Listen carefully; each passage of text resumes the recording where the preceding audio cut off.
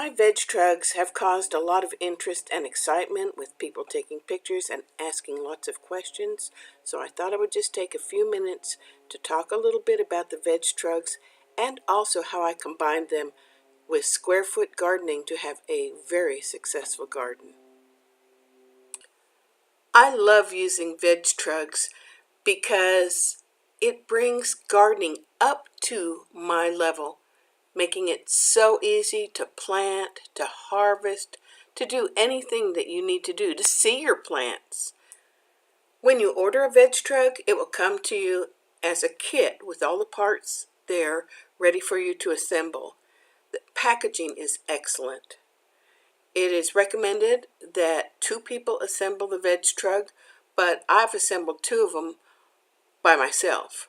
It really only requires a screwdriver and perhaps a mallet, and really doesn't take very long unless it's on a very hot summer day.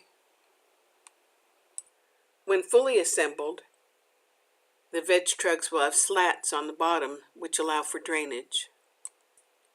Looking at the VegTrug from the side, you can see that the deepest part is in the middle.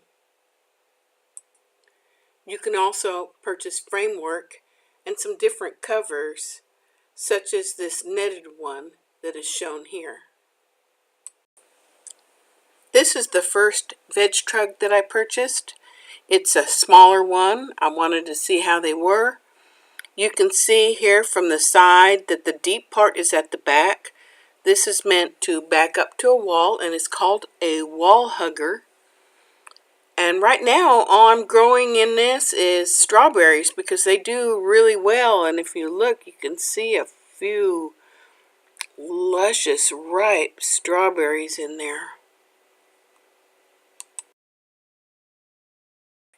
Once I bought my first VegTrug, I started to wonder what was the best method of planting and what I should be planting in them and how.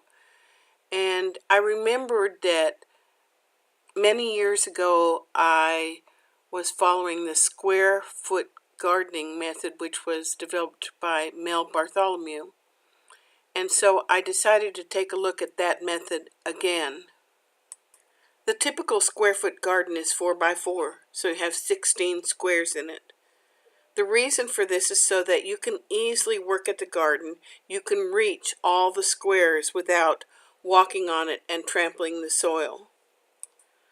So the VegTrug being used as a square foot garden is not, say, regulation size because it's only roughly 2 squares deep.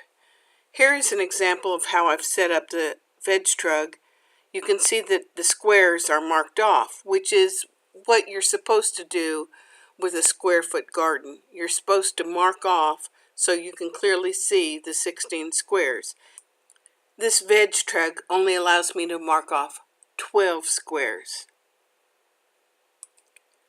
The medium used in square foot gardening is called Mel's Mix, and it is made up of 1/3 of peat moss, 1/3 coarse vermiculite, and 1/3 compost, and that compost is made up of at least 5 different kinds of compost, like the compost that you make at home, or like cotton burr, mushroom compost, cow manure compost, or worm castings, bat guano, whatever you can find that is available in your area.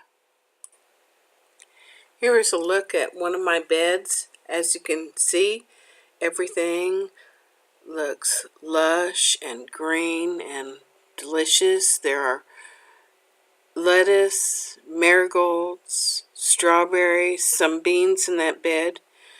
You may wonder why there's such a variety in the bed, but one of the things that square foot gardening says is that you should plant a variety of things in your beds so that the insects won't attack and wipe out the whole bed. Gardening in squares makes it really easy for you to switch from one crop to another when it is time. You simply remove the crop that's done, shovel in a spoonful of that combined compost, and plant your next crop. With square foot gardening, you can produce more vegetables because of the rich content of your medium. You have no wasted space. It requires less water because you're not watering everything. And you do not use pesticides. Please check out the Square Foot Gardening Foundation for more information. Thank you for watching this video.